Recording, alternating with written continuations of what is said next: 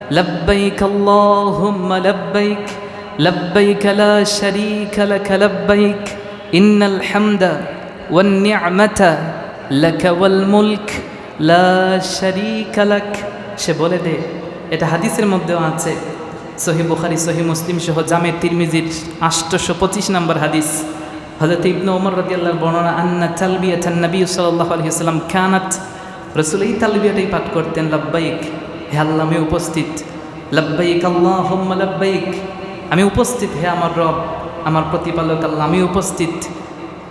ইন্নাল হামদা সমস্ত প্রশংসা আপনার জন্য ওয়ান নি'মাতা সমস্ত নিয়ামত এগুলো তোমারই তারপর বলে দে ওয়াল মুলক সমস্ত রাজত্ব তোমার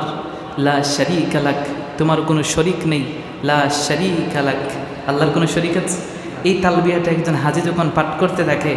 আল্লাহ রাব্বুল আলামিনের বান্দা এই পৃথিবীর সর্বশ্রেষ্ঠ নিয়ামতগুলো সেই সময়ে পেতে থাকে বলেন না সুবহানাল্লাহ।